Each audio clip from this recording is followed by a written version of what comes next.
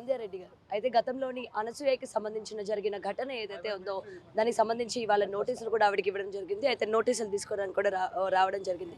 మరి పోలీసులు ఏం చెప్పారు, ఈ కేసు ముందుకు తీసుకువెళ్లే ప్రయత్నం వీళ్ళు ఏమైనా చేస్తున్నారా, అండ్ కేసు కూడా ఆజాద్ గారు టేకప్ చేసినట్టు కూడా తెలుస్తోంది.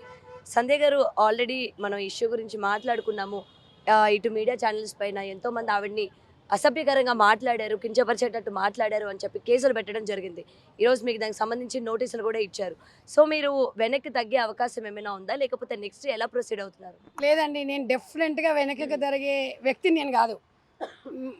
మా మీద ఎఫ్ఐఆర్ నమోదైంది అన్న రోజు మీకు చెప్పాను. నేను కేసులకు భయపడే వ్యక్తి సంధ్యారెడ్డి కాదు. డెఫినెట్గా నేను 100% లీగల్గానే ఎదుర్కొంటా. నేను సమాజంలో ఒక మార్పు కోసము, ఒక మహిళల ఆత్మగౌరవం కోసం మాత్రమే మాట్లాడినా. ఇవాళ 10 కోట్ల మంది మహిళలు ఉన్నారండి తెలుగు రాష్ట్రాలలో కానివ్వండి, ఇంకా రాష్ట్రాలలో కానీ. మహిళల మనోభావాలు, మహిళల ఆత్మగౌరవం గురించి మాట్లాడితే కేసులు పెడతారండి ఎవరైనా? అంటే మీ పర్సనల్ జీవితాన్ని తీసుకొచ్చి మీరు పబ్లిక్లో పెడితే తప్పులేదు.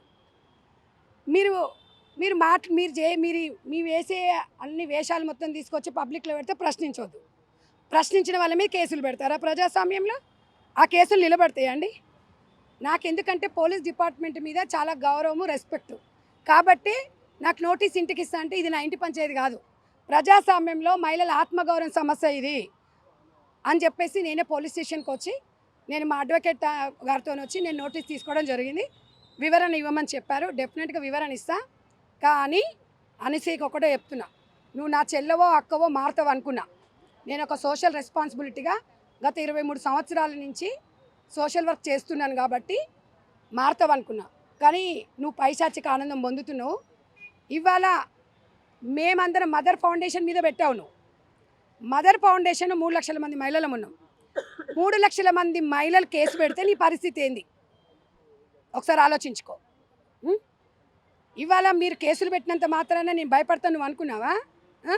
కానీ ఆవిడ మీ వస్త్రాధారణ మీద కూడా మాట్లాడడం జరిగింది కదా, చీర కట్టుకొని జడ వేసుకొని రెడీ అయ్యి వచ్చి కూర్చొని, ఆ మాటలేంటి అలా ఉన్నాయి, ఆ మనిషి ఏంటి అలా ఉంది అని చెప్పి ఆమె ఒక లైవ్లో కూడా మాట్లాడడం జరిగింది. అంటే గౌతమి నా చీర చక్కగా ఉందని ఒప్పుకుంది, అవునా? నా నోరు కంపు అంటే అనసూయ లాంటి వాళ్ళకి అట్లానే కంపుగానే ఉంటుంది. మంచిగా నిండుగా ఉన్నవాళ్ళు, పద్ధతిగా ఉన్న వాళ్ళకి నిండుగానే కనిపిస్తుంది.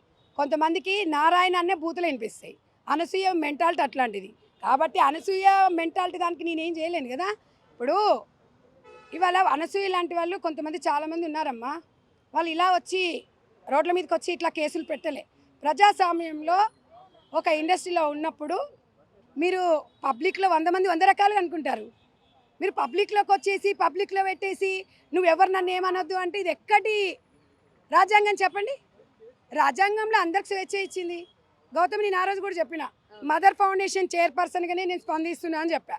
ఈరోజు కూడా అదే చెప్తున్నా. ఈరోజు కూడా నా మదర్ ఫౌండేషన్ సోదరిమణులే ఉన్నారు. కానీ సమాజంలో ఇవాళ మహిళలందరూ కూడా నాకు సపోర్ట్ చేస్తున్నారు. ఇంకో విషయం ఏంటంటే సోదరిమణులు కూడా ఇలా నా అన్నలు నాకన్నా నా పెద్దవాళ్ళు కూడా సంధ్యమ్మ అంటున్నారు.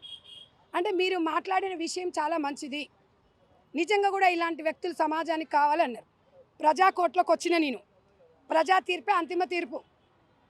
నెవర్, నేను తగ్గేదే లేదు, అస్సలు ఆగను, నేను తగ్గను.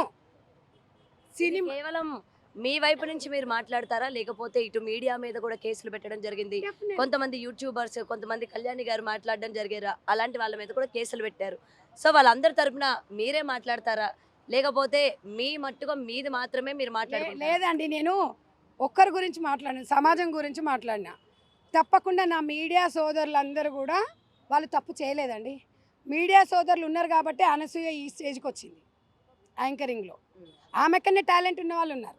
భగవంతుడు ఆమెకు ఒక మంచి అవకాశం ఇస్తే ఈరోజు ఈ రకంగా మాట్లాడుతుంది. 100% సోషల్ మీడియా కానివ్వండి, మీ శాటిలైట్ ఛానల్స్ వాళ్ళు కానివ్వండి, డిజిటల్ వాళ్ళు కానీ ఎవరైనా కానివ్వండి, డెఫినెట్గా వాళ్ళ తరపున సంధ్యకి ఎప్పుడు ఉంటుంది.